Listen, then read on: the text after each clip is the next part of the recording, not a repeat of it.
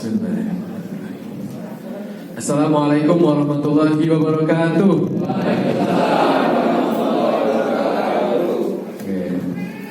Alhamdulillah wassalatu wassalamu ala rasulillah.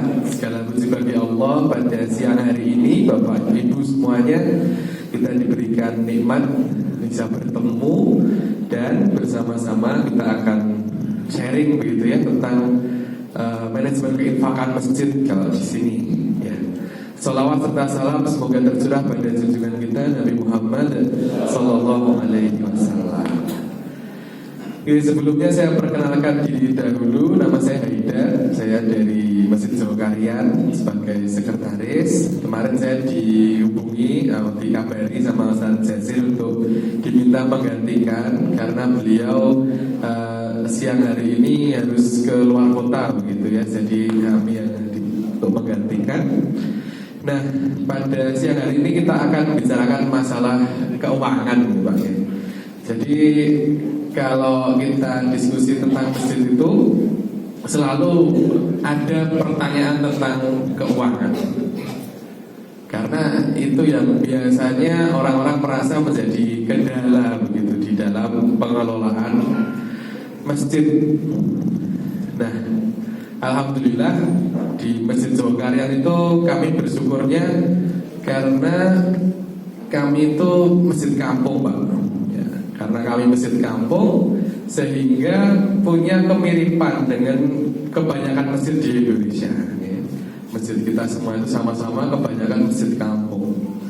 Karena ya ada juga masjid-masjid yang secara pendanaan itu beda konsepnya. Karena mereka ada di bawah yayasan tertentu gitu ya. Atau mereka itu masjid yang memang dari awal punya donatur yang besar gitu. Sedangkan Dzulkarnain itu tidak seperti itu.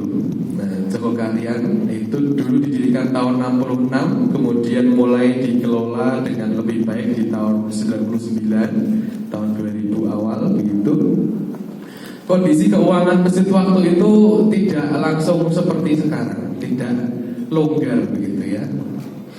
Dulu saya diberi cerita sama Pak Jazir itu ketika beliau pertama kali menjabat, kondisinya masjid itu kasnya kosong gitu ya. Dan kalau dihitung secara pengeluaran dan pemasukan tahun 2001 itu dihitung pengeluaran masjid selama setahun itu totalnya 43.200.000. Sedangkan infak Jumat waktu itu setahun itu kalau di total 8.600.000. Nah, jadi pengeluarannya lebih besar daripada pemasukannya waktu itu. Terus bagaimana? Nah, waktu itu masih banyak tergantung dengan orang-orang yang kemudian menjadi ujung tombol ya. Gitu. Nah, terus bagaimana perkembangannya? Nah, kita akan membahas apa yang bisa kita ambil dari pengalaman di Masjid Dzulkarnain. Oke, lanjut. Dan apa saja yang kamu infakkan di jalan Allah, niscaya akan dibalas dengan cukup kepadamu dan kamu tidak akan dizalimi. Ya, ini ayat yang menjadi inspirasi bagi kita semua bahwa apa saja yang kita belanjakan di jalan Allah itu tidak akan sia-sia. Pasti akan Allah berikan balasan yang terbaik. Oke, lanjut. Nah, di dalam mengurus anggaran masjid kita punya keyakinan. Nah, kalau kita ngurusi masjid itu memang modalnya itu keyakinan Bapak Ibu ya. Selain ilmu ya, tetapi harus punya modal berupa keyakinan. Keyakinan apa yang kita miliki?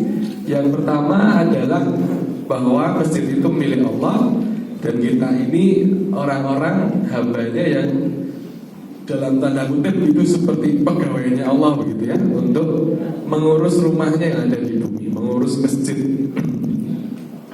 Maka kalau keyakinan kita seperti itu, implikasinya adalah masjid itu bukan punya kita. Yang namanya masjid itu bukan punya kita. Kita bukan penguasa masjid. Nah, ini yang biasanya menjadi kadang-kadang terjadi ya di masjid-masjid itu. Kalau kita menjadi takmir masjid, itu kemudian anggapannya kita menjadi penguasa. Kalau menjadi penguasa dan pemilik, nanti yang dilakukan apa? Ya, yang akan kita lakukan di masjid itu ya hanya yang sesuai dengan selera kita.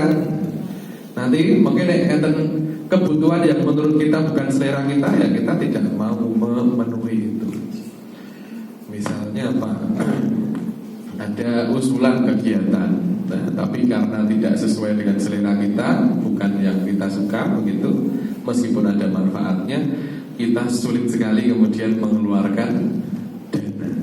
Ya, mengeluarkan uang masjid itu seperti berat sekali gitu.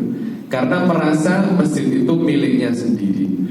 Merasa uang masjid itu, ngurusi uang masjid itu seperti mengurusi uangnya sendiri. Nah, kita di masjid itu tidak seperti itu. Kita di masjid itu sedang diberikan amanah untuk ngurusi masjid. Itu uangnya siapa? Uangnya Allah, ya, yang kita kelola untuk menjadi manfaatan sebesar-besarnya. Nah, karena masjid itu milik Allah, maka sebetulnya semua kebutuhan kita di dalam mengurusi masjid itu pasti Allah yang akan mencukupi. Nah, ini menjadi keyakinan yang perlu kita miliki. Kalau kita itu punya proposal sama Gusti Allah gitu ya, ya Allah, kalau pengen masjid kula makmur gitu, bisa membantu masyarakat di sekitarnya, kita punya keyakinan, kita berusaha berikhtiar semampu sekuat tenaga kita, insya Allah Allah yang akan mencukupi ya, dengan berbagai jalan yang mungkin kita belum tahu. Wa man jahada fina lanahdiyanahu subulana wa may yattaqillaha yaj'al lahu makhraja wa yarzuqhu min haitsu la yahtasib. Nah, itu yang kami di Jawa Barat itu menjadi satu hal yang ya berkali-kali terjadi. Ketika kita punya niat baik ya, ingin kita lakukan, ya sebetulnya jadi sokora ya begitu. Tetapi ternyata Allah bukakan jalan ya, sedikit demi sedikit dari yang awalnya tadi tombok-tombokan gak ada biayanya, ketika kita istiqomah konsisten mengerjakan, ternyata Allah bukakan jalan ya.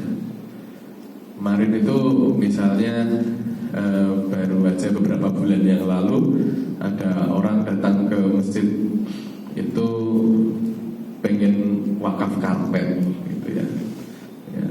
Awalnya dia mau wakaf 100 juta untuk karpet, ya dihitung kebutuhan karpet, ternyata setelah dihitung kebutuhannya 300 juta. Wah, begitu. Ternyata besoknya beliau datang lagi itu sekalian aja 300 juta ini dia ngajak adik-adiknya untuk ikut wakaf karpet gitu. Nah, itu dari masjid sebenarnya kita tidak ada rencana seperti itu ya, tetapi ternyata datang sendiri. Nah, itu tetapi sesuatu yang Allah datangkan, bukan karena kita hebat begitu ya. Jadi keyakinan kita adalah orang untuk berinfak, berwakaf itu semuanya Allah yang menghadirkan. Jadi ya Bapak Ibu semuanya, kalau kita masih punya alasan bahwa masjid kita itu tidak melakukan kegiatan apa-apa karena tidak ada dananya, ya, kami selalu diweling bahwa yang terjadi itu kemungkinan kebalikannya. Kalau kita misalnya ngurusi masjid, kemudian kita tidak mengadakan kegiatan apa-apa, alasannya karena tidak ada dananya, nah itu selalu kami diingatkan, kebalikannya yang terjadi. Maksudnya apa? Yang terjadi adalah masjid kita itu tidak ada dananya karena tidak ada kegiatannya. Jadi logikanya itu dibalik gitu. Ya, bukan karena tidak ada dana maka tidak ada kegiatan, tetapi karena tidak ada kegiatan maka tidak ada dana. Lanjut. Nah, berinfak atau bersedekah itu adalah amal soleh. Nah, tugas kita sebagai takmir itu kan melayani.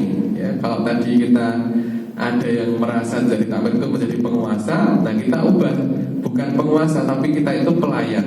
Ya, kita di masjid itu melayani orang supaya ibadahnya menjadi nyaman. Gitu. Saya yakin sudah dikerjakan di masjid-masjid ya, bagaimana sholatnya supaya nyaman, ya karpetnya diperbagus, kemudian tempat wudhunya dibikin wangi itu ya, tempat ruangannya, imamnya juga dipilihkan yang bacaannya bagus. Itu upaya kita untuk melayani orang supaya ibadah sholatnya menjadi nyaman. Nah kadang-kadang ya kita tidak menyadari bahwa termasuk ibadah yang perlu kita layani supaya nyaman itu adalah orang bersedekah, orang berinfak. Nah ini perlu kita pahami ya, bahwa ibadah sedekah itu juga ibadah yang perlu kita layani supaya menjadi nyaman, supaya menjadi enak begitu orang melaksanakan itu. Nah, kemudian dana yang diserahkan ke masjid itu berarti telah diserahkan kepada Allah, dan itu bukan hak milik kita sebagai pribadi ya, itu bukan uang kita, tapi itu telah diserahkan untuk ya program kebaikan.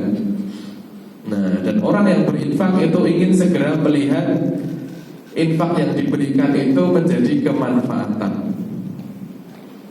Nah, jadi tidak ada orang berinfak itu kok kepingin supaya uangnya itu numpuk di rekening. Kalau orang berinfak itu pasti kepingin uangnya itu segera menjadi sesuatu manfaat sehingga menjadi keberkahan. Ya, kalau uang di masjid kita itu ditumpuk-tumpuk saja di rekening itu tidak jadi manfaat ya, tetapi hanya menjadi angka gitu ya. Kita senang melihat uangnya akeh begitu ya. Oh, masjid saya uangnya saldonya 1M gitu, tapi tidak menjadi kemanfaatan, hanya ditumpuk di bank gitu. Yang merasakan manfaatnya justru orang banknya gitu ya, bukan tetangga-tetangga masjid. Maka dana yang diberikan ke masjid itu harus dibelanjakan dengan segera supaya menjadi kemanfaatan ya. Lanjut. Nah, kita mengelola dana masjid itu dengan mindset kaya ya. Artinya kita itu tidak kikir ya, tidak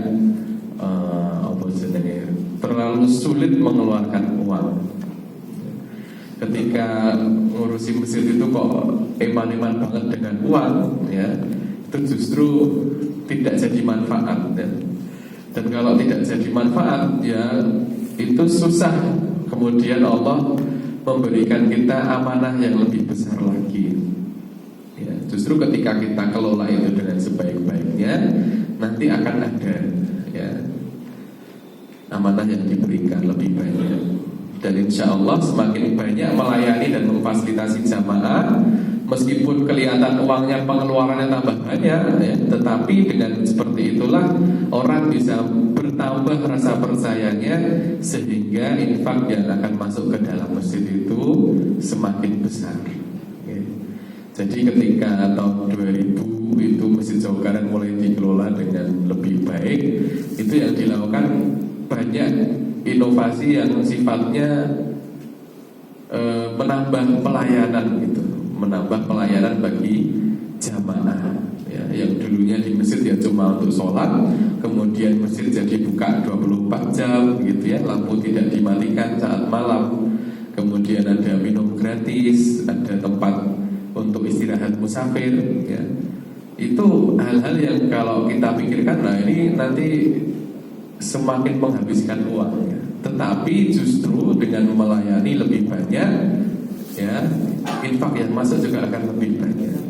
Karena tujuan kita ngurusi masjid itu bukan seperti orang mengumpulkan kekayaan ya, bukan kelompok ke uang sebanyak-banyaknya mengeluarkan sesedikit-sedikitnya gitu. Itu kan logika ekonomi begitu ya. Kita sedangkan di masjid itu tidak sedang seperti itu. Yang kita cari itu bagaimana memberikan manfaat yang sebesar-besarnya. Maka kita berusaha supaya infak yang masuk banyak, tapi juga yang keluar juga banyak ya. Yang diukur adalah manfaat ya. Lanjut. Nah, sumber dana Masjid Jawa Kanan ada apa saja ya. Di sini ada infak umum, kota infak ya, dan juga rekening infak secara online. kemudian ada zakat dan wakaf yang dikelola Baitul Mal, kemudian donatur. Donatur itu istilah untuk biasanya kita bikin campaign tersendiri khusus begitu. Misalnya takjil buka puasa itu kita biasanya sebulan sebelum Ramadan sudah melakukan campaign itu donasi takjil. Nah itu yang kita sebut sebagai donatur. Kita sebarkan informasinya begitu ya. Kemudian sponsor untuk kegiatan, biasanya kegiatan besar itu bisa kita carikan sponsornya. Lalu ada kita punya wakaf produktif, usaha milik masjid. Sekarang kita punya wakaf itu ada 11 kamar di gedung Islamic Center Masjid Semukarian di lantai 3. Itu alhamdulillah bisa memenuhi kebutuhan operasional masjid ya, listrik, air, kemudian gaji karyawan itu bisa banyak diambilkan dari hasil wakaf produktif itu. Kemudian kita juga sedang mengembangkan hotel juga di Kaliurang, sama ada beberapa sawah ya. Kalau yang sawah ini belum kita komersilkan, tapi lebih kita ambil berasnya saja untuk bantu masyarakat. Kemudian yang F ini bendahara ketiga. Nah nanti saya jelaskan. Lanjut. Ya, lanjut lagi. Ada beberapa karakter pengelolaan dana yang kita punya begitu ya. Yang pertama, membangun pemahaman dan kesadaran berinfak. Lanjut aja.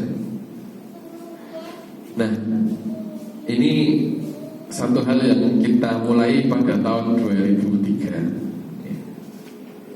Dulu Bapak Ibu kalau masjid itu punya kebutuhan, seringkali yang dikerjakan itu adalah bikin proposal gitu, kemudian proposal ya di print nanti dimasukkan ke stop map gitu ya, kemudian pengurus masjid itu keliling kampung untuk minta sumbangan ya, dodong rumah satu-satu. Itu yang dulu dikerjakan. Nah kemudian sejak tahun 2000 itu kebiasaan itu dihilangkan, dihentikan. Kenapa? Karena kita tidak ingin masyarakat merasa masjid itu menjadi beban ya. Ya. Ketika kita ngurusi masjid itu kita harus membuat image masjid yang bagus, yang bisa diterima oleh masyarakat. Nah kita tidak ingin masyarakat itu sama masjid itu kesannya menjadi beban ya. Apalagi kalau lihat takmir masjid itu takut ya, karena takut dimintai uang gitu ya. Kalau lihat takmir masjid wah ini harus jalan sumbangan meneh gitu ya. Nah itu jangan sampai gitu. Nah, dari rumah kelihatan ada takmir masjid mau datang itu wah mau meneh gak mau stop map gitu kan, jalan sumbangan ini gitu ya. Nah itu kita menghindari gitu. Karena kita tidak ingin orang bersedekah itu karena terpaksa ya. Orang yang bersedekah karena terpaksa itu yang dikeluarkan kira-kira banyak apa sedikit ya? Sedikit. Kalau dibandingkan dengan orang bersedekah karena senang ya. Karena punya kesadaran, karena happy gitu ya, memang kepingin sedekah. Itu yang dikeluarkan banyak yang mana? Banyak yang karena kesadaran. Maka kebiasaan itu kemudian dihilangkan, kemudian terus yopi begitu. Kalau ternyata infak masjid aja 8.600.000 padahal pengeluaran kebutuhannya 40-an juta, terus yopi gitu kan. Nah waktu itu kemudian berarti kita butuh untuk meningkatkan kesadaran berinfak. Kenapa? Karena orang itu tidak berinfak kadang-kadang bukan karena tidak mau Pak ya, tapi karena belum ada kesadaran untuk berinfak, nggak kepikiran ya.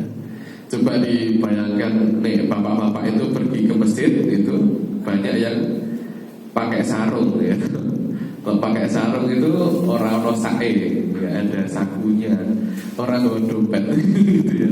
Di masjid 5 waktu tapi tidak pernah bawa uang gitu ya. Jadi orang infak gitu. Bukan karena nggak mau ya, karena belum terbiasa saja ya. Kadang-kadang seperti itu. Maka di Jawa Karian kita waktu itu tahun 2003 dilakukan gerakan kesadaran berinfak. Nah yang dilakukan apa waktu itu? Yang dilakukan di jauh kalian adalah dengan gerakan jamaah mandiri.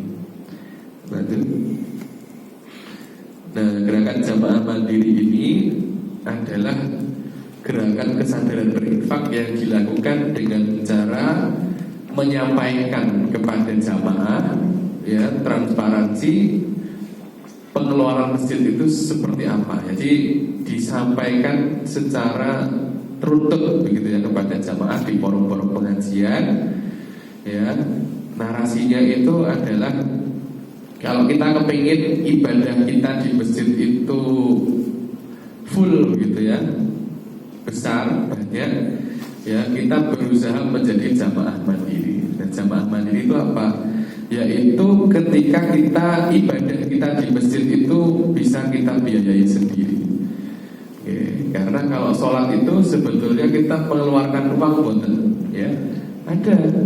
Karena kita ambil wudhu, ya kita sholat lampunya nyala terang, ada kipas angin, ada AC gitu.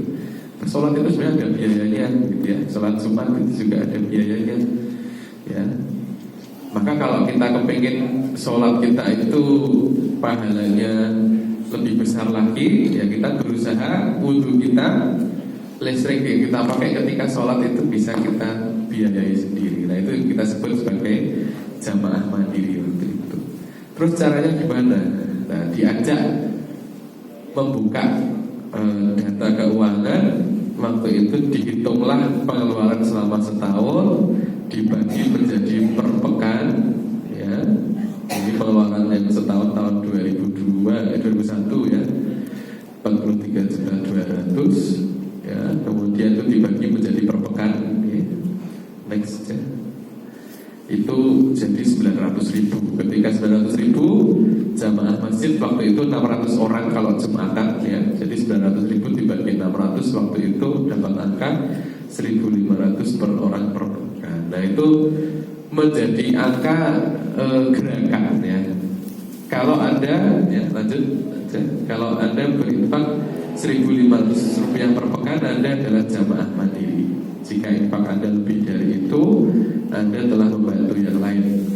Jika infak Anda kurang dari itu, ibadah Anda di masjid masih disubsidi orang lain.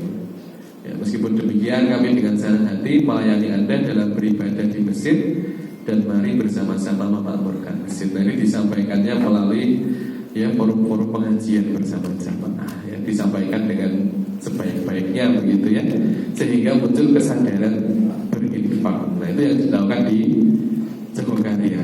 Nah alhamdulillah kemudian perolehan infaknya meningkat, ya.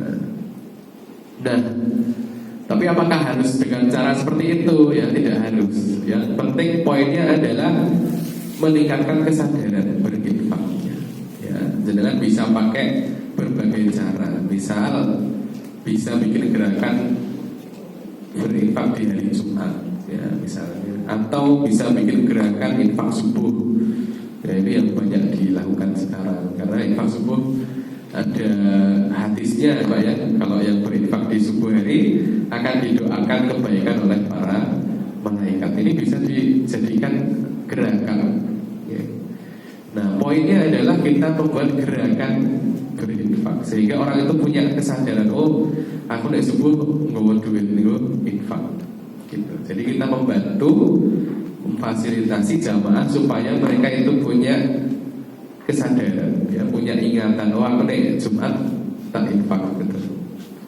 Nah itu yang menjadi apa namanya poin pertama ya, kesadaran berinfak. Lanjut. Kemudian ini cerita kita dalam infak takjil Ramadan. Ini tahun berapa ya? Ini sekitar tahun 2018an mungkin. Waktu itu kita beri takjil itu 1.500 porsi setiap hari. Jadi kebutuhan setahunnya 360 juta. Nah alhamdulillah itu setiap tahun terjadi peningkatan sehingga kemarin Ramadan terakhir itu kita berikan 3.500 porsi setiap hari, ya, sehingga kebutuhannya sekitar 1,3 gitu ya untuk sebulan. Nah, yang dilakukan waktu itu adalah memberikan pemahaman bahwa memberi buka puasa itu satu sedekah yang istimewa, ya, satu pemberian yang istimewa. Dia itu bukan sedekah dari orang kaya atau orang miskin, ya, tetapi dia itu adalah pemuliaan terhadap orang yang berpuasa.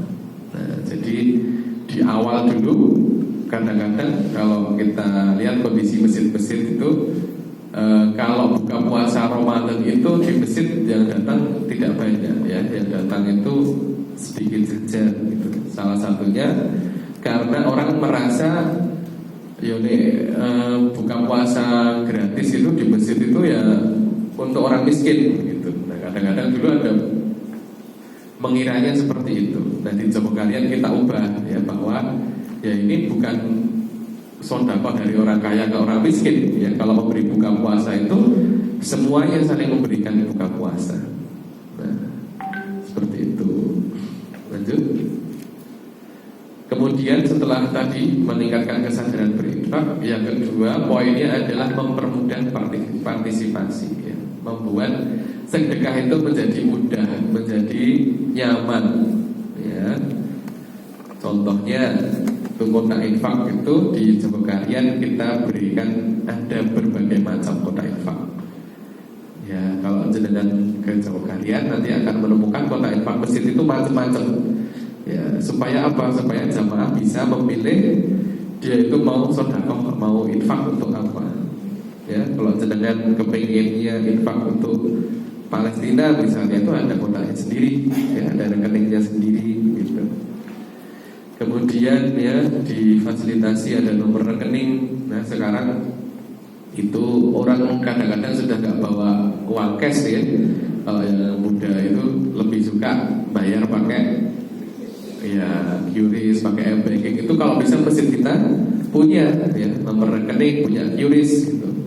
Kenapa punya QRIS itu penting, Pak? Karena supaya orang bisa sedekah tidak kena biaya admin.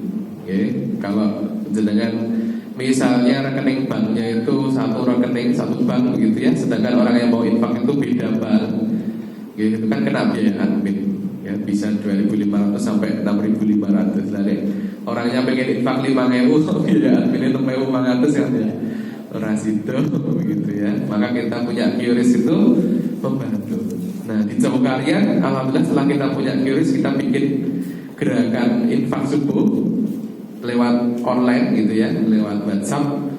Itu banyak orang yang setiap pagi nanti dia infak subuh 2.000, ya, 5.000 gitu, ya, itu gak kena biaya admin, dia bisa melakukan itu setiap hari, ya. Kelihatannya sedikit, ya, 2.000, tapi kalau orangnya ada 1.000 ya jadi 2 juta gitu, ya. Nah, itu yang kita lihat. Lanjut. Nah, kemudian misalnya mempermudah partisipasi itu kita berikan angka yang terjangkau. Oke. Misalnya tadi buka puasa bersama di Jogokarian, ya, donasi buka puasa. Itu kalau ditulis kebutuhan langsungnya, ya, 1,3 miliar gitu, nanti orang yang punyanya 10.000 dia nggak berani. Oke. Misal kita pasang kebutuhan masjid 1 miliar gitu, ya. Nanti orang sih duit lagi 10.000 itu, wah gitu rano-popone gitu, dia nggak termotivasi untuk ikut, ya. Jadi mempermudah partisipasi itu salah satunya dengan memunculkan angka yang ringan, ya. Meskipun kebutuhannya itu besar, tapi kita munculkan angka yang ringan. Misalnya kalau buka puasa itu kita tulis proporsi, ya. Proporsi itu kita hargai misalnya sekarang 13.000 gitu, ya. Orang ya sudah, aku tak nyumbang sak porsi begitu. Dia punyanya 13.000 meskipun dia anak pelajar, dia mahasiswa, dia bisa ikut, ya. Tapi kalau yang kita tulis itu angka besarnya 1,3 M gitu, orang kemudian harus mendilisi begitu, ya. Wah, ini itu bukan segmen saya ini faknya gitu, ya.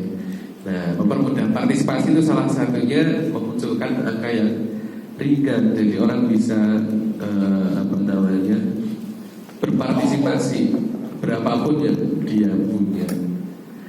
Kemudian waktu itu ya ini kasusnya dana yang terkumpul itu 600 juta, padahal kebutuhannya 360 juta. Nah itu tidak kemudian disimpan masjid untuk kebutuhan masjid yang lain. Padahal kan lumayan ya Pak ya, itu kan surplus 240 juta. Nah tapi karena akarnya untuk buka puasa, jadi kita habiskan untuk buka puasa ya. Jadi waktu itu kita bandingkan ke 120 masjid yang lain untuk mengadakan takjilan juga, mengadakan buka puasa. Nah, alhamdulillah dengan seperti itu orang percaya ya bahwa kalau kita diberikan akal, diberikan apa namanya, komitmen bahwa infak kita untuk ini ya untuk ini, begitu, tidak kita gunakan untuk yang lainnya. Lanjut. Ini contohnya ya, jadi iklan-iklannya ya contohnya yang bahasanya sederhana seperti ini ya. Kemudian misalnya kurban ya, untuk meningkatkan partisipasi kurban ya kita fasilitasi tabungan kurban ya. Saya kira sudah banyak juga yang melakukan ya. Lanjut. Dan juga kita mudahkan partisipasinya itu dengan kita buka pendaftaran ikut kurban itu sampai H-1 gitu ya. Jadi besoknya boleh itu H-1 kita masih menerima kurban ya. Nanti kita tutup kalau posisinya wis mepet dan posisinya wis pas begitu ya. Tapi kalau masih ada misal kita kurang 4 lagi ya kita masih buka, nanti kita carikan di momen-momen terakhir itu yang genepi begitu. Jadi kita tetap buka sampai akhir ya. Kemudian karakter yang kita miliki adalah tidak membebani dan tidak dibebani. Maksudnya apa? Ya, tadi ya tidak membebani sudah saya ceritakan, jangan kita membebani masyarakat dengan infak. Yang tidak terbebani itu maksudnya apa? Contohnya, misal masjid kita itu sebetulnya listriknya belum kuat ya untuk bayar AC, tapi ada orang nyumbang AC begitu. Nah, kalau seperti itu maka penyumbang AC itu tidak langsung kita terima, tetapi juga kita diajak untuk berpikir bagaimana kira-kira nanti biaya tambahan yang akan muncul ketika kita menambah fasilitas AC ya. Lanjut. Termasuk dibebani secara sosial ya. Jadi di Jawa Barat dulu ketika renovasi pernah ada tokoh politik ya yang datang itu ingin nyumbang besar gitu, berapa 100 juta, ratusan juta begitu. Nah dari masjid justru jangan sebesar itu Pak ya, kalau nyumbang jangan diborong sendiri begitu. Karena kalau diborong seperti itu nanti ya akan ada perasaan oh ini masjidnya aku begitu ya. Itu masjidnya dulu punya Pak ini yang nyumbang gitu. Sehingga masjid menjadi terbebani. Lanjut. Kemudian ya kearifan lokal itu ini masalah bahasa ya. Kalau di Jawa kalian kita berusaha tidak menggunakan bahasa yang meminta. Oke. Jadi contohnya itu waktu renovasi dulu tulisannya mohon maaf ibadah Anda terganggu karena masjid sedang direnovasi untuk perluasan. Baru di bawahnya ada nomor rekening begitu ya. Atau mohon doanya masjid akan membeli tanah senilai begitu. Jadi bahasanya itu bukan bahasa meminta ya, itu yang perlu kita perhatikan. Lanjut. Kemudian membuka ruang kreativitas fundraising dan partisipasi. Lanjut. Misalnya ini ada juga sponsor ya, ketika kita acara ini Idul Adha itu kita bagikan 600 kaos untuk relawan. Itu masjid tidak pakai uang masjid ya, tetapi uangnya bisa dicarikan dari sponsor ya. Lanjut lagi ya, ini termasuk untuk acara remaja masjid mereka bikin kaos begitu ya. Nah contoh lainnya adalah ini Kalau kita memulai suatu program itu kita membuka kesempatan partisipasi, ya, dan bisa kita mulai dari yang kecil. Contohnya Sego Jumat yang kita tradisikan setiap Jumat, ya, itu awalnya dari inisiatif warga yang menyumbang 50 bungkus, ya. Nanti terus tambah, ada yang nyumbang lagi, ada yang nyumbang lagi, begitu sampai kemudian banyak orang yang ingin berpartisipasi, baru dibuatkan kotak infaknya, kotak infak Sego Jumat, yang itu kemudian dikelola oleh masjid, ya. Lanjut sebelumnya aja nih. Nah, salah satu yang kemudian kita pelajari adalah ini, kalau kita itu ingin membuat sesuatu, ya, proposal yang paling baik itu bentuknya bukan proposal cetak, Pak, ya. Proposal yang paling baik itu bentuknya adalah sesuatu yang sudah dikerjakan, ya. Jadi kita punya rumus, ya, aksi plus narasi sama dengan donasi. Oke, kalau kita kepingin ada donasi yang masuk, ya, itu dua hal yang perlu kita punya adalah aksi dan narasi. Aksi itu apa? Berarti kita mulai dengan sesuatu yang dikerjakan dulu, ya, misalnya kayak Sego Jumat ini tadi dikerjakan dulu meskipun kecil, gitu ya. Misalnya dari awalnya 50 porsi dulu, itu kita aksi, kita lakukan. Kemudian ketika kita sudah melakukan sesuatu, didokumentasikan dan dinarasikan, ya. Jadi apa yang dilakukan itu diceritakan, kenapa kok melakukan ini, gitu. Lalu di-share.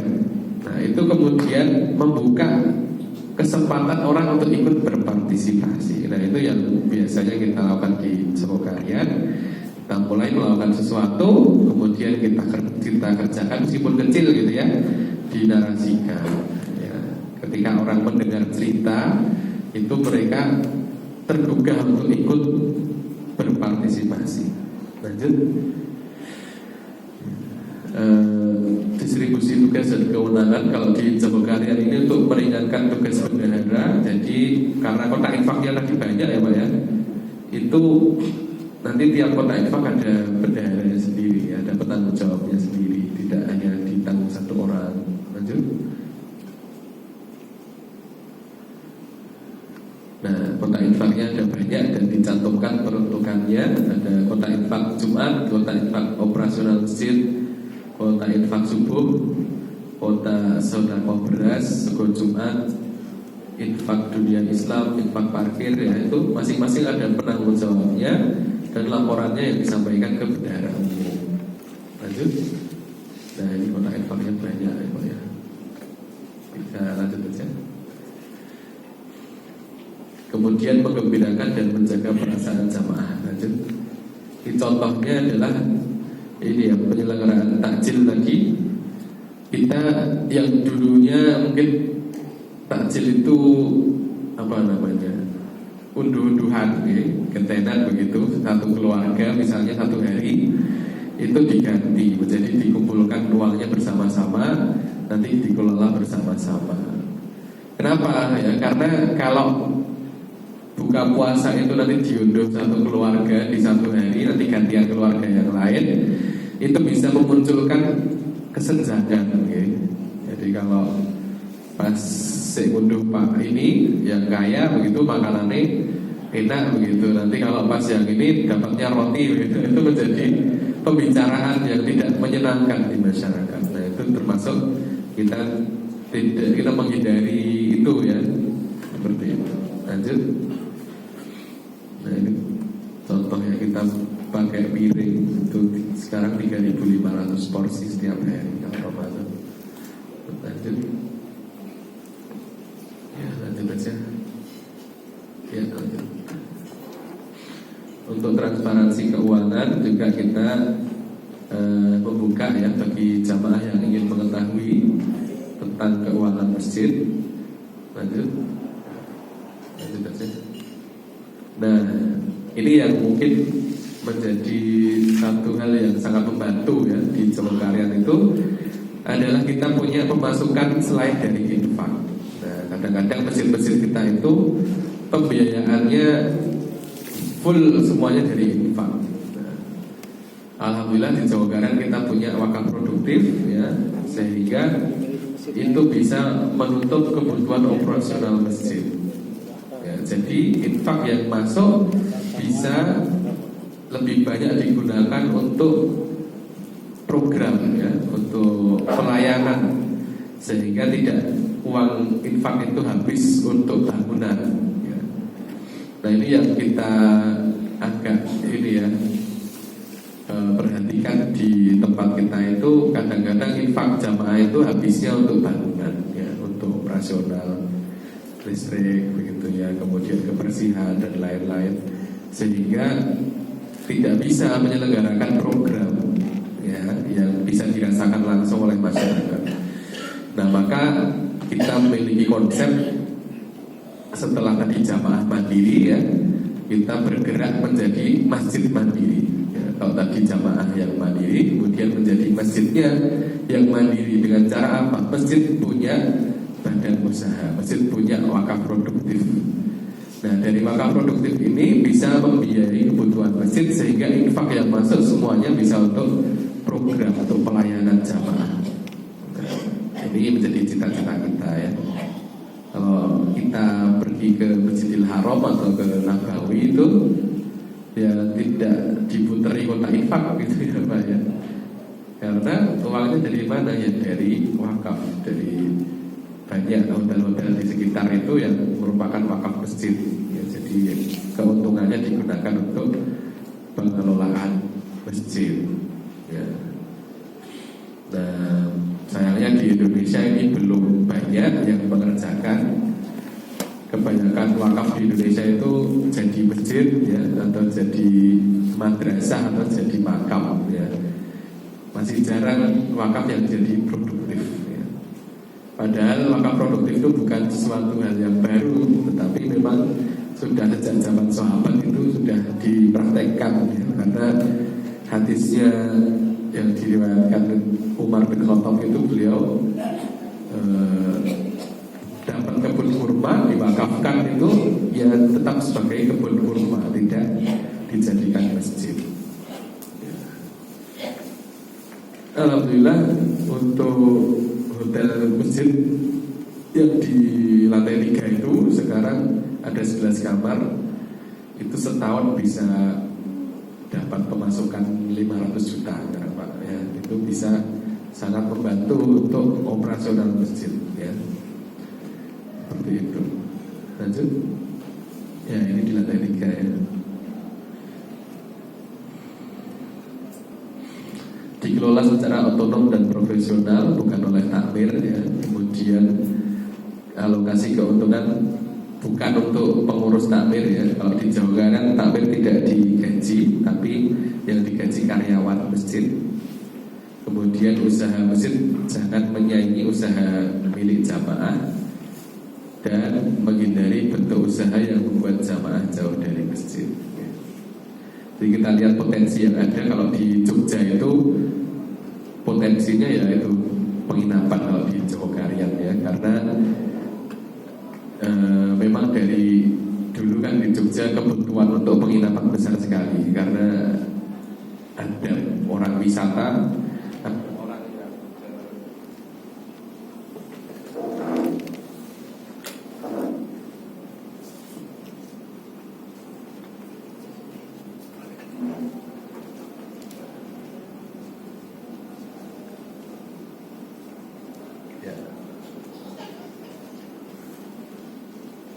ada orang yang wisata, ada orang yang ke Jogja itu untuk pilih anaknya kuliah gitu ya. Jadi kebutuhan penginapan itu besar sekali di Jogja. Lanjut. Yang terakhir ini untuk bendahara ketiga, itu istilah yang muncul di awal-awal ya, ketika masjid pengen dimakmurkan, ketika posisinya keuangan belum seperti sekarang ya. Bendahara ketiga itu istilah guyonan sebetulnya Pak ya. Waktu itu di susunan takmir itu bendahara itu ada 2 ya, bendahara 1, bendahara 2. Terus bendahara ketiga ini apa gitu kan. Ya ini istilah yang menjadi ujung tombol tadi ya, ketika Joko Karyan tuh mulai kepengen banyak inovasi, banyak yang dikerjakan, sementara infak masjid belum ada ya. Yang dilakukan waktu itu ya betul-betul perjuangan itu ya, termasuk diantaranya perjuangan dalam hal mal ya, di amwalikum itu ya. Sehingga bendahara ketiga itu maksudnya ya dari takmir-takmir yang punya komitmen supaya masjid menjadi makmur, itu mereka berusaha mencarikan ya dana untuk bisa berjalan dulu. Waktu itu ada istilah donatur perintis ya. Jadi orang-orang yang memang punya visi, cita-cita yang sama, yang percaya dengan kita, itu mereka yang mengawali ya, mengawali program-program kebaikan yang masjid belum bisa berjalan dulu. Nah ketika itu sudah berjalan, orang melihat manfaatnya, alhamdulillah ya, kemudian bisa masuk di dalam infak, itu bisa membiayai program-program itu. Contohnya kalau yang mungkin pernah Bapak Ibu dengar ya, di Jawa Barat ada garansi sendal sepatu hilang ya, diganti dengan baru ya. Itu untuk supaya orang beribadah nyaman ya, gak kepikiran sepatu gitu kan, kepikiran sendalnya. Dan untuk membuat image ya bahwa pengurus masjid itu ya bertanggung jawab ya, bukan malah ditulisi jaga barang Anda, pengurus masjid tidak bertanggung jawab. Malah deklarasi orang bertanggung jawab ya. Nah itu waktu pertama kali dilakukan itu ya, dibayangkan kalau misal rapat takmir kita mau ganti sendal yang hilang, nah, itu mesti banyak yang protes lah ya. Wah di masjid tidak ngejauhi sendal gitu ya. Maka waktu pertama itu dikerjakan ya, takmir-takmir yang kepengen supaya ada peningkatan kemakmuran masjid itu ya, mereka janjian ketenan ya, kok nek ono sing ilang aku sih, kok nek ono sing ilang meneh jenengan ketenan gitu. Itu contoh cerita yang kami dapatkan bahwa memang di awal mungkin perjuangannya seperti itu. Nanti kalau sudah menunjukkan kesungguhan kita, Allah akan datangkan ya orang-orang, digerakkan hatinya untuk ikut bersama-sama kita memakmurkan masjid ya, dengan contohnya salah satunya dengan harta, dengan tenaga dan lainnya. Seperti itu. Lanjut. Sudah cukup sepertinya yang bisa kami sampaikan. Selanjutnya dilanjut dengan diskusi saja. Saya kembalikan ke Mas MC. Assalamualaikum warahmatullahi wabarakatuh. Baik, terima kasih kepada Mas Haidar atas penyampaian materinya. Bagi jamaah sekalian, bagi yang ingin bertanya disilahkan terkait dengan materi manajemen keinfakan. Alhamdulillah sudah dibersamai oleh Mas Haidar. Monggo Bapak di sebelah ini. Oke. Bisa perkenalan dulu Pak sama dari mana? Saya Pak Zain, asal Tegal, Masjid Ar-Rahim Bali Catur atau Kemang Jawan. Kalau itu hotel itu, kalau saya membayangkan berapa miliar, itu apakah ada donatur khusus untuk membuat hotel? Lalu apakah kalau dikaitkan dengan pemasukan, apakah ini memang sekarang sudah mundur atau malah masih semacam membalikan modal? Kemudian yang Senin Kamis apakah juga kayak saya pernah ada ya, apa buka puasa, apakah sekarang masih apa aja? Masih. Kalau buka puasa Senin Kamis kita belum ada lagi Pak ya, sekarang belum ada lagi. Kalau untuk hotel, kalau yang di masjid alhamdulillah insya Allah sudah balik ya Pak ya, karena kalau yang di masjid itu memang pembangunannya itu malah hitungannya hotelnya jadi murah. Kenapa? Karena memang kita mau bikin Islamic Centernya itu Pak, kita mau bikin aula di lantai 2 yang bawahnya itu biar ketutup atasnya juga. Kemudian baru lantai 3-nya itu dijadikan hotel. Nah lantai 3-nya ini waktu itu biayanya per kamar itu kalau nggak salah 50 juta, sekitar 50 juta. Nah ini waktu itu wakafnya kemudian juga tawarkan ke pribadi-pribadi itu per kamar. Jadi jenengan naik ke lantai 3 itu nanti di atas kamarnya ada namanya itu nama orang yang wakaf, ada yang orang, ada yang lembaga, ada yang perusahaan begitu ya.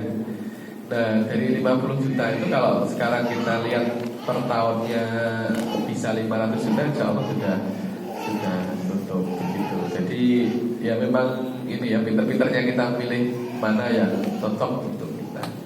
Dan tidak harus hotel ya. Kalau di saya pernah kemarin itu ke Tawangmangu, diundang di masjid sana itu, mereka bikin makam produktifnya itu greenhouse. Jadi greenhouse melon hidroponik itu ada itu modalnya. Kalau tanahnya sudah ada punya masjid ya, itu tinggal bangun greenhouse di atasnya pakai yang bambu tambah nandurnya, bibitnya itu 70 juta itu sudah cukup. Dan kalau itu panen sekali insya Allah sudah tutup lagi. Nah itu contohnya. Jadi karena kenapa mereka pilih itu, karena takdirnya dulu kerja di Korea di bagian yang seperti itu. Nah jadi potensi apa yang punya di masjid itu ya nanti dipilih ya. Seperti itu. Oke, terima kasih. Mungkin ada pertanyaan selanjutnya bisa anda tangan. Monggo Bapak. Terima kasih. Saya tertarik tadi beberapa sumber keuangan tadi ya, karena selama ini memang di masjid kami ya, masjid Takor Bangkutan Pleret gitu ya, itu kebanyakan juga dari infak gitu ya. Dan selama ini infak pemakaiannya itu juga untuk fisik listrik dan sebagainya gitu, sehingga untuk memakmurkan jamaah itu masih sedikit sekali. Dan ini kami itu gimana ya, menyamakan persepsi untuk takbir itu juga tidak mudah ya. Misalnya ya, kemarin itu untuk, karena saya bendahara kebetulan gitu ya, tahun kemarin itu sisa 3 juta gitu ya untuk Ramadan gitu ya. Kami punya pikiran itu bahwa itu ya dihabiskan tidak modal, tapi enggak gitu kan, pokoknya disimpan gitu. Itu juga repot juga ya, tapi kemudian saya sebagai bendera ya nanti saya simpan, kemudian saya keluarkan pas Ramadan gitu ya. Tapi itu kan agak merepotkan saya sendiri itu maksudnya kan gitu kan ya. Saya harus milah gitu kan, itu yang pertama. Terus yang kedua juga tadi ketika sisa itu bayar saya juga kalau nggak dihabiskan di sini ya untuk dihabiskan di tempat lain gitu ya, tadi yang disampaikan oleh tadi untuk yang sisa 260 juta tadi itu ya dibagi-bagi ke masjid itu bagus sekali. Tapi sebagai kami juga ya sulit untuk itu ternyata, untuk mengatakan bahwa ini ya dari kita ya untuk kita gitu ya, jangan untuk orang lain. Nah, gimana caranya kira-kira ya untuk membangun kebersamaan terutama pemikiran itu? Mungkin itu dari saya. Oke, terima kasih. Ya, mindset lah ya, persepsi. Ini memang satu yang jadi modal utama ya Pak ya. Nah terus bagaimana kalau belum bisa kompak gitu? Nah kalau di Jogokarian ya prinsipnya waktu dulu ya kerjakan apa yang bisa dikerjakan aja, sambil pelan-pelan ya berusaha meyakinkan. Karena misal pun kita menjadi pimpinan pun nanti tetap ada orang yang gak setuju juga. Jadi contoh ceritanya Pak Jazir itu dulu waktu awal-awal tahun 2000 itu pengen masih buka 24 jam dan lampunya nyala kalau malam itu. Itu ketika beliau sudah berkeputusan seperti itu dan mulai dikerjakan, nah takbirnya yang lama itu gak suka, gak setuju. Wah ini kok listriknya dilarang gitu kan. Nah, padahal kan kita pikirannya nanti kalau kita buka belum 24 jam banyak orang yang terfasilitasi, orang-orang musafir yang lewat dan lain-lain itu. Waktu itu setiap malam kalau udah jam 9 itu nanti takbirnya yang lama itu datang ke masjid untuk matikan lampu. Masjid matikan lampu gitu ya. Nah, tapi yang dilakukan bukan terus di debat Pak. Wah, itu kan sekarang sudah saya takbirnya enggak seperti itu. Ya wes, beliau nanti sudah matikan lampu, pulang nggak dinyalakan lagi. Jadi prinsipnya kita tidak konfrontatif begitu ya, tetapi yes, dikerjakan apa yang bisa kita kerjakan ya. Insya Allah kalau kita banyak melakukan kebaikan di situ ya, orang akan percaya juga ya dengan kita, dan pelan-pelan bisa melakukan lebih banyak. Oke, saya kira seperti itu. Tapi kalau ikhtiar ya supaya bisa menyamakan persepsi, monggo gitu, sama-sama duduk nanti sama-sama ya belajar kemana begitu. Kita di Jawa Barat juga kadang-kadang kalau mungkin ada beda persepsi itu berarti kita kurang belajar. Kurang belajar bareng-bareng ya, kita bisa janjian nanti main ke masjid mana gitu yang bagus, kita mendengarkan ya. Mungkin kadang-kadang kurang itunya. Nah, tapi kalau memang susah gitu, berat sekali mengubah pemikiran yang sudah ada, ya tadi dikerjakan apa yang bisa kita kerjakan ya. Soalnya Pak Jazir itu cerita contoh yang lebih sederhana lagi waktu masih remaja ya. Jadi dulu di Jawa Kalian itu ya sama, kalau masjid itu, takbir masjid itu pikirnya wah golek duit angel gitu, jauh-jauh gampang atau duit gitu kan. Waktu itu remaja masjid pengen bikin kegiatan song-song Ramadan. Nah, ketika ngomong sama takbir kan, takbir jawabannya Ramadan ini rasa disong-song teko dhewe. Gitu gawe odo-odo iki golek duit iki angel gitu kan. Ya wes itu ketika itu remaja masjid terus ya sudah, yang penting dapat izin aja Pak, nanti uangnya bisa kita cari sendiri. Nah kadang-kadang orang itu titik kekhawatirannya kan di situ. Nah kalau kita pengen ada sesuatu yang kita kerjakan ya wis, misal belum bisa pakai pos dana yang itu, kita cari ya sendiri yang lain begitu.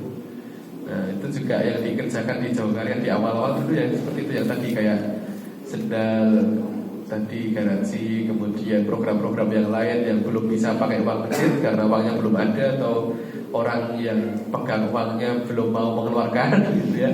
Itu bisa nyari donatur sendiri. Ya bisa nyari donatur sendiri. Yang penting ada komunikasi gitu ya, sehingga tidak merasa dicurigai atau apa gitu ya. Masuk motor hilang pernah saya dengar. Ya motor hilang juga kita insya Allah kita ganti, tapi alhamdulillah ya diganti banyak. Tidak terjadi Pak ya, alhamdulillah. Semoga tetap aman gitu.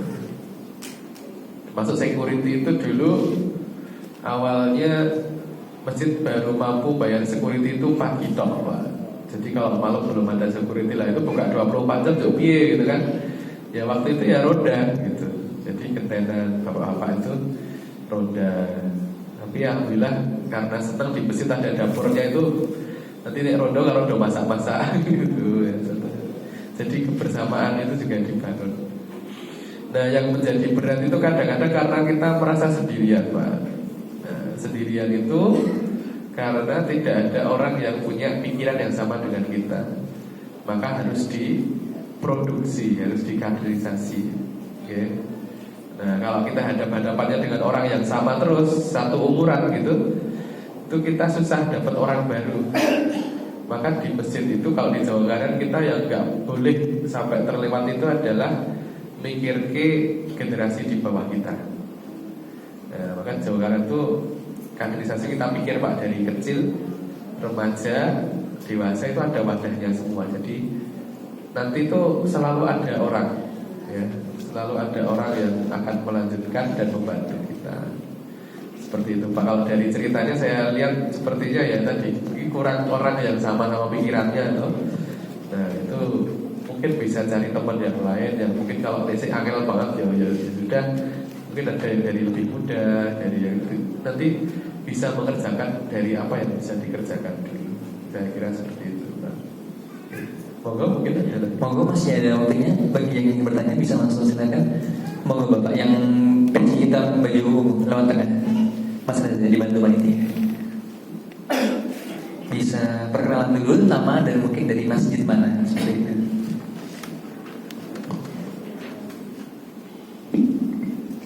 Bismillahirrahmanirrahim. Assalamualaikum warahmatullahi wabarakatuh. Saya Saryanto dari Masjid Al-Hidayah Siwalan, Sentul Bengkulu. Ini tertarik dengan cerita dari Mas siapa?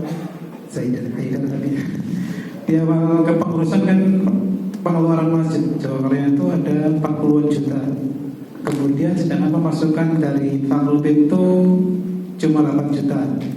Kemudian dari takmir itu mengandalkan dari ujung tombok tadi ya. Nah ini menarik, ini dapatnya ujung tombok gimana gitu? Apakah itu dari jamaah yang peduli atau mungkin dari orang-orang yang dimintain gitu loh Mas? Jadi apakah itu ujung tombok itu sukarela atau orang kaya terus dimintain dana? Itu kalau nggak kasih kan malu gitu. Saya kira itu aja Mas, terima kasih. Assalamualaikum warahmatullahi wabarakatuh. Waalaikumsalam.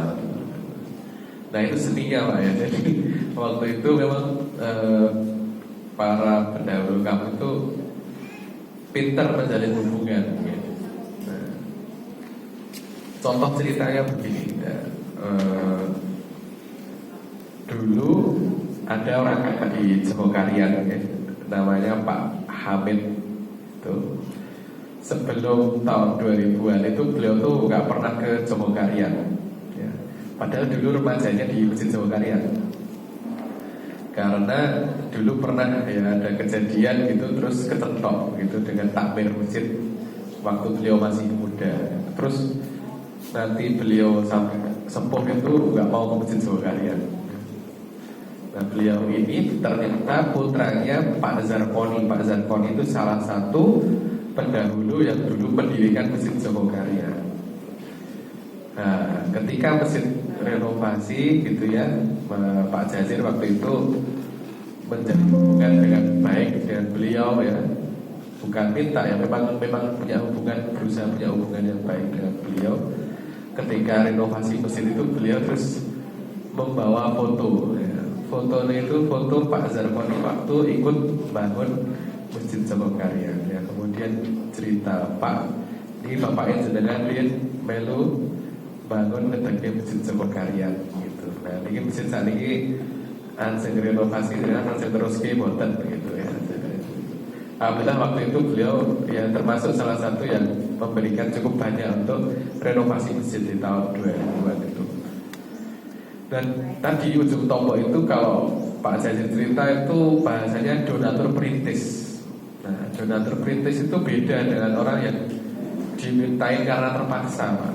Nah, donatur perintis itu orang yang punya hubungan dengan kita yang baik, yang percaya, tahu begitu ya dengan cita-cita kita makmur di masjid, dan mereka itu siap untuk bantu ketika memulai suatu kebaikan. Nah, itu donatur perintis.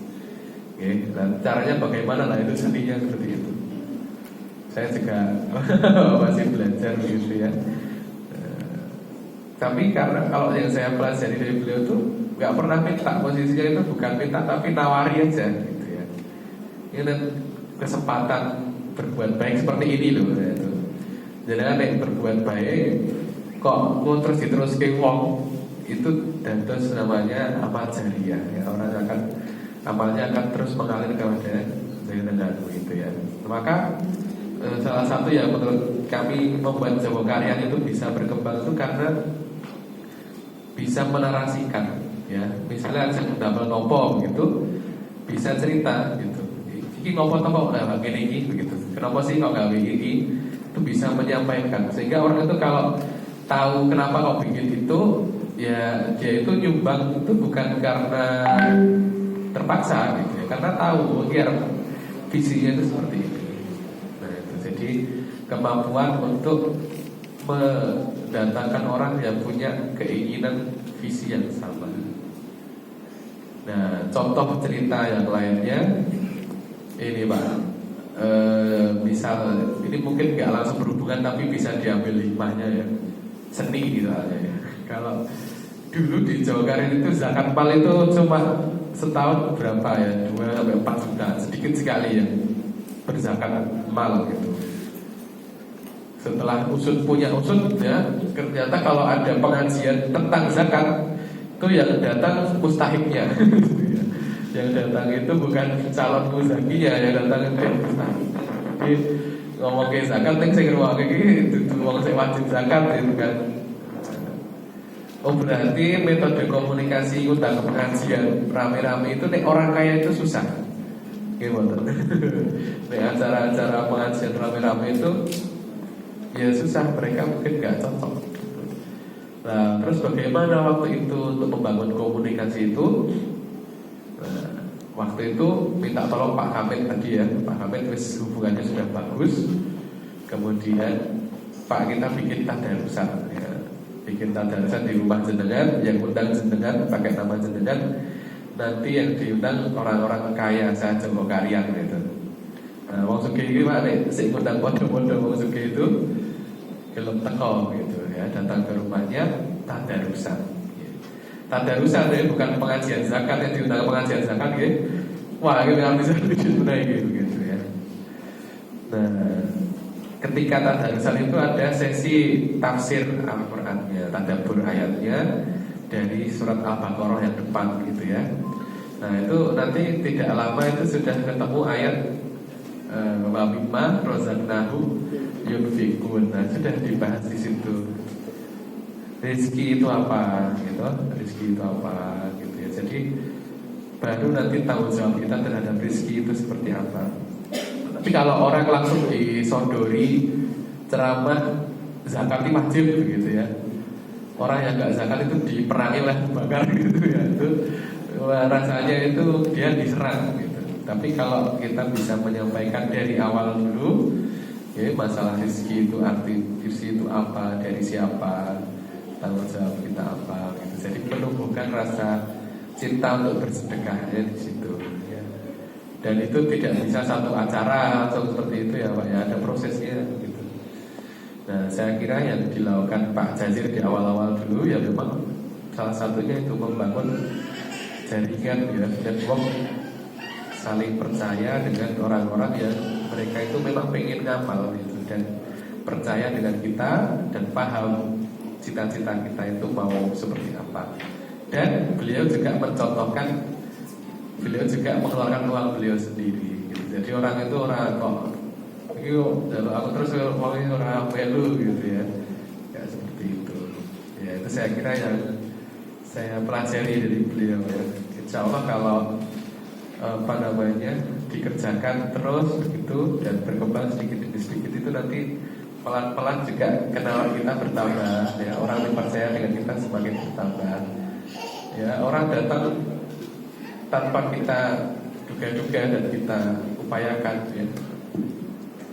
Apalagi contohnya misalnya kita lagi bikin AC sentral itu waktu itu, ya itu tiba-tiba saja ada orang datang, Pak saya tak tutup kurang berapa, 300 juta gitu.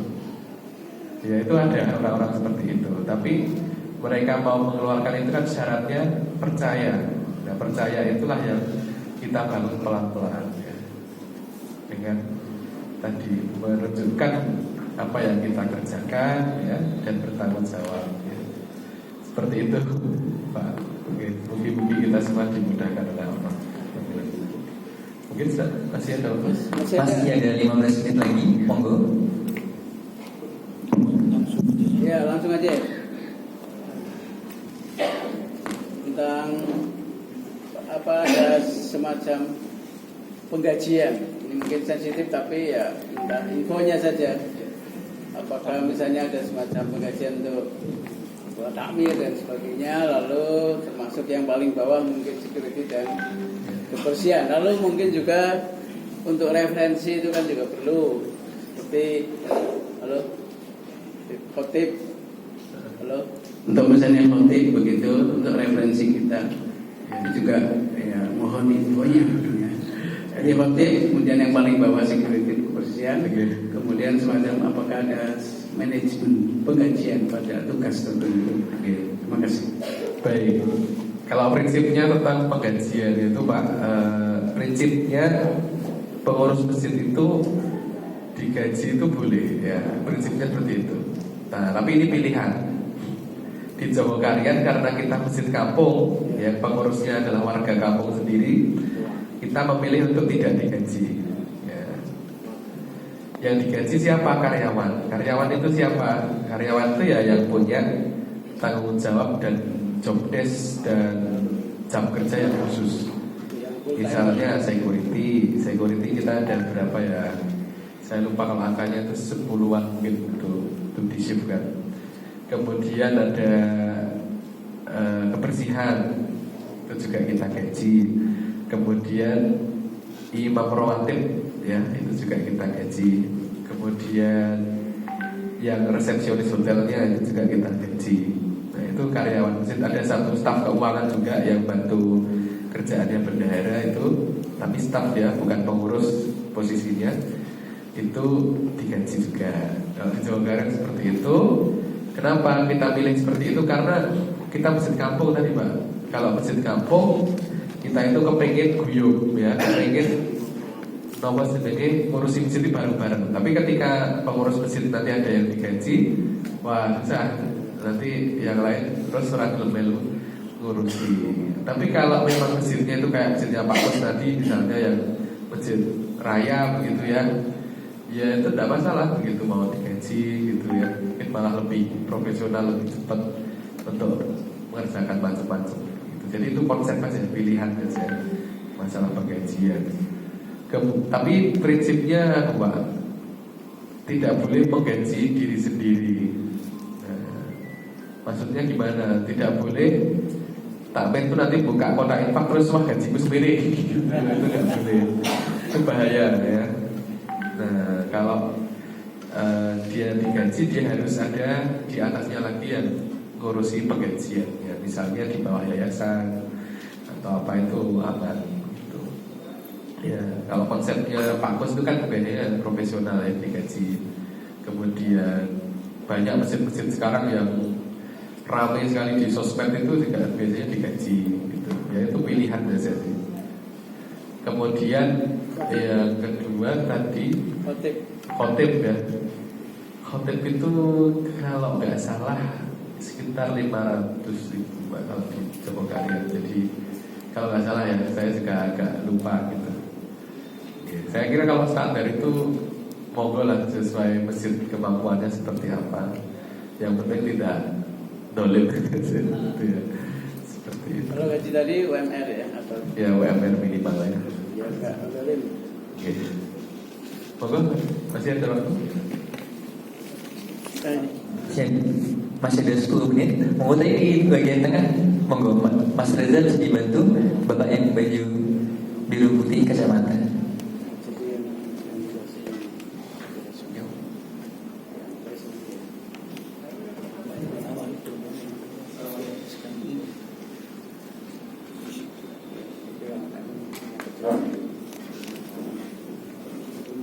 Assalamualaikum warahmatullahi wabarakatuh. Perkenalkan, saya nama Aji dari Suronatan, Masjid Suronatan ya. Ada pemikiran saya atau sedikit menggelitik ya, maksudnya dalam artian antara Masjid Al-Falah dengan Sragen dengan Masjid Jogokarian, yang dimana kalau Masjid Al-Falah ini kan profesional sekali ya, maksudnya dalam artian Pak Kusnadi ini sampai mengorbankan pekerjaannya seperti itu, mengorbankan pekerjaannya, dia benar-benar fokus dengan Masjid Al-Falah. Nah, sedangkan di Masjid Jogokarian ini kan masjid kampung ya awalnya, kalau boleh tahu, apakah pengurus-pengurusnya ini ketika fokus dengan Masjid Jogokarian ada pekerjaan utama atau memang ngapunten? Kalau di Sragen kan banyak pengurusnya ini adalah pemuda gitu, sedangkan Pak di Jogokarian kan mungkin sudah senior. Apakah ini statusnya pengurusnya sudah purna atau mungkin juga tidak terlalu fokus dengan masjidnya seperti itu? Terima kasih. Assalamualaikum warahmatullahi wabarakatuh. Kalau kami itu diajari ini, kalau ditanya pekerjaannya apa, pekerjaan utamanya ngurusi masjid gitu ya. Tapi punya sambilan jadi pengusaha atau jadi ya profesi yang lainnya begitu ya. Nah, tapi itu sikap mental aja kan. Kalau untuk waktu ya banyak yang masih punya pekerjaan formal ya, jadi dia bisanya ke masjid ya di waktu-waktu yang dia bisa gitu.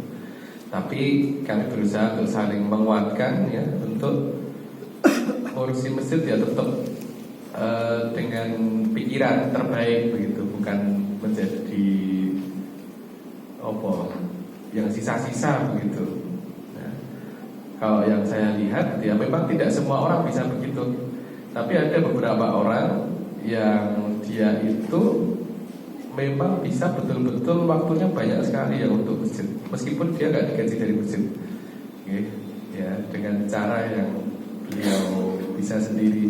Misalnya kayak ketua takmir kami yang sekarang tuh Mas Rizky itu, ya beliau itu kan pengusaha ya, jadi bukan orang yang waktunya terjadwal harus di kantor jam berapa gitu. Itu banyak sekali yang waktu beliau yang bisa digunakan untuk masjid gitu. Dan alhamdulillah kelihatannya ya Allah mudahkan beliau dalam hal itu gitu. Jadi ya memang nggak semua orang bisa seperti itu, tapi kita berusaha sedikit demi sedikit ya punya kemampuan seperti itu. Makanya saya pribadi kagum sekali dengan orang-orang seperti itu ya di Jemengkarian ya, Pak Jazir, kemudian Mas Rizky yang sekarang itu beliau tetap bisa menafkahi keluarga beliau dengan cara beliau ya, tetapi tetap bisa waktu yang buat masjid itu banyak Pak ya. Kalau Mas Rizky itu beliau punya usaha futsal ya, punya usaha yang macam-macam itu, jadi bisa ditinggal begitu. Nah, saya kira memang ya orang kan potensinya macam-macam, dan tugas kita adalah mendayagunakan potensi kita untuk sebaik-baiknya seperti itu. Kalau kita bisanya waktunya segini ya sudah segitu, tapi kita serius begitu. Jadi urusan di masjid kan banyak. Nah ini kita bagi-bagi ya. Kalau Mas Rizky mungkin nggak banyak ngurusi anak-anak remaja, itu bagian saya berarti yang lebih banyak ngurusi caca remaja. Jadi kita berusaha untuk saling meng-cover ya, dan kita berusaha untuk ngopeni kampung kita. Saya kira itu sih, saya merasa senang juga di Jemengkarian itu masjid kampung, karena lebih gampang dicontoh sih sebetulnya kalau menurut saya. Di banyak masjid di Indonesia kan kebanyakan posisinya seperti itu ya. Kalau apakah sudah purna atau belum ya nyatanya masih aktif berusaha gitu. Jadi kalau sudah pensiun malah biasanya bukan di pengurus ini, kalau pengurus yang betul-betul bergerak aktif gitu ya masih, kalau yang senior itu yang 40-an gitu. Nanti kalau yang teknis-teknis banget kayak Ramadan tadi, ngurusi acaranya itu yang di Konmaju cah remaja, anak-anak kuliah itu gitu. Cuman disupport full dari belakang, masalah dana, masalah risiko itu disupport dari belakang. Jadi mereka bisa bergerak gitu. Tapi dengan perekrutan? Ya warga kita Pak. Kalau perekrutan yang banyak caranya, tapi kalau kita mengandalkan diopeni kecil gitu yang kita andalkan di situ. Jadi kekuatan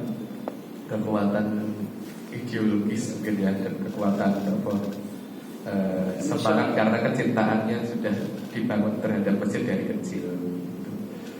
Seperti itu Mas kondisinya. Baik, demikianlah untuk materi kita pada sesi ketiga pada hari ini mengenai manajemen keinfakan, yang alhamdulillah sudah dibersamai oleh Mas Haidar selaku Sekretaris Masjid Jogokarian. Baik jemaah sekalian, Bapak Ibu sekalian, demikian acara kita pada hari ini. Mari kita tutup sama-sama dengan bacaan hamdalah alhamdulillahirabbil alamin. Kami ucapkan terima kasih banyak kepada yang sudah datang pada acara coaching ketakmiran Masjid Kiai Haji Sugian. Semoga acara ini bermanfaat dan kita dapat menerapkan di kehidupan sehari-hari. Baik, terima kasih. Setelah ini kita akan ada foto bersama, Bapak Ibu sekalian, bisa langsung ditemani oleh teman-teman tim media.